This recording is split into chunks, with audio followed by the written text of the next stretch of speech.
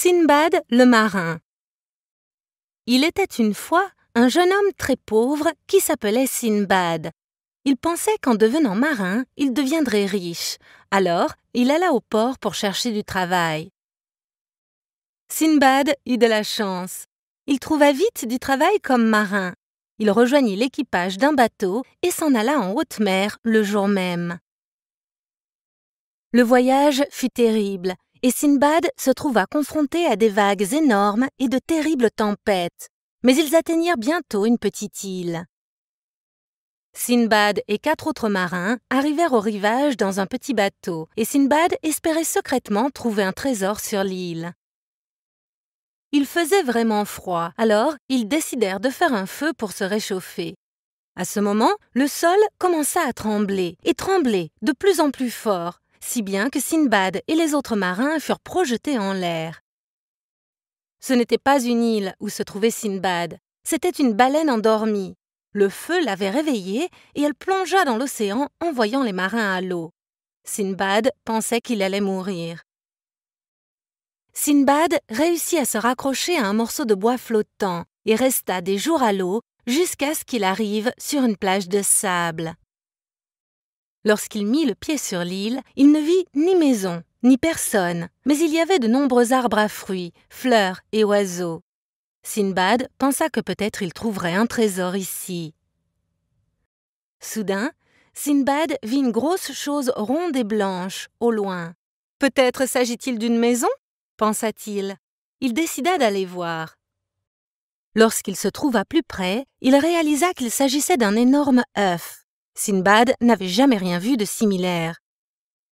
Alors que Sinbad regardait l'œuf, un oiseau géant arriva du ciel et atterrit juste à côté de lui. Rapidement, Sinbad s'agrippa aux griffes de l'oiseau, pensant que celui-ci pourrait le ramener vers une ville. L'oiseau géant s'envola à nouveau, et Sinbad était suspendu à ses griffes pendant plusieurs heures. Il regardait en bas et avait très peur. Finalement, l'oiseau atterrit doucement sur le sol et Sinbad s'enfuit aussi vite que possible. Il se retrouva dans une très belle cité. Sinbad décida de demander à un homme comment devenir riche dans la cité. L'homme répondit « Eh bien, notre sultan aime les noix de coco et il paye bien ceux qui lui en apportent. »« Eh bien, ça a l'air facile, » dit Sinbad. « Ce n'est pas simple, » répondit l'homme, « parce que les noix de coco sont gardées par des singes malicieux qui rendent impossible de grimper aux arbres pour les cueillir. » Sinbad décida d'essayer quand même et se dirigea vers la jungle profonde où il trouva les noix de coco et les singes.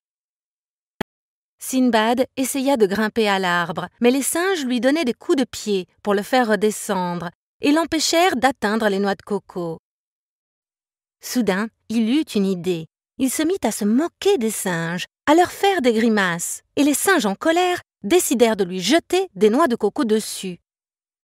Le plan avait marché. Sinbad avait maintenant plein de noix de coco et il les amena au palais du roi. Le sultan était impressionné. Il n'avait pas eu de noix de coco depuis des années. Alors, il donna à Sinbad de nombreux bijoux.